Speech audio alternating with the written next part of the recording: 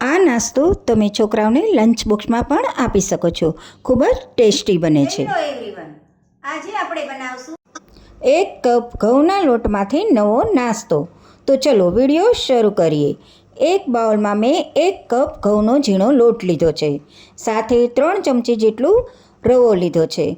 જો તમે જાડો લોટ લેતા હોય તો રવો તમારે એડ નથી કરવાનો. સ્વાદ અનુસાર મીઠું એડ કર્યું છે. 1 ચમચી જેટલો અજમો લીધો છે, તેને આપણે હાથેથી મસળીને એડ કરીશું. અને 1 મોટી ચમચી જેટલું દેશી ઘી લીધું છે. હવે બધી સામગ્રીને સારી રીતે મિક્સ કરી લઈશું. મુઠ્ઠી પડતું મોણ તમારે આપવાનું છે.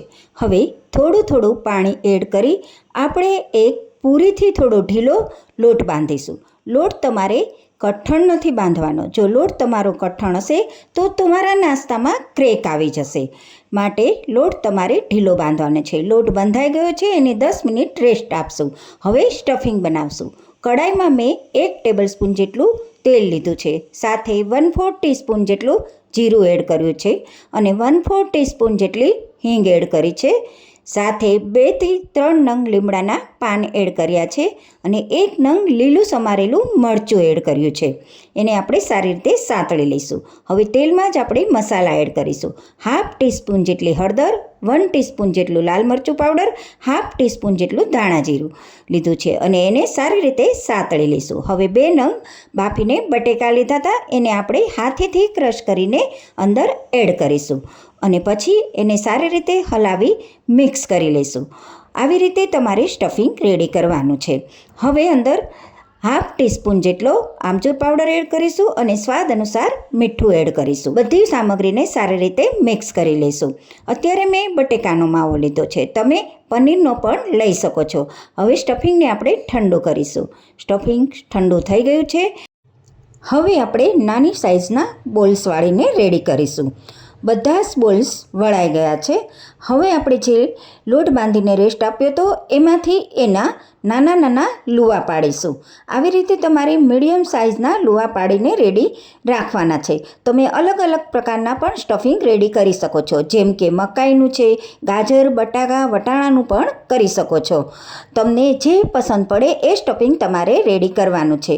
હવે લુવા તૈયાર થઈ ગયા છે. હવે આપણે લુવામાંથી એક હાથેથી પૂરી જેવું બનાવશું અને જે સ્ટફિંગના બોલ્સ બનાવ્યો હતો એ અંદર રાખી દઈશું અને પછી એકદમ એને ટાઈટ બંધ કરી દઈશું અને ગોળા જેવું વાળી લઈશું. તેમાં ક્રેક ન પડે એનું તમારે ખાસ ધ્યાન રાખવાનું છે.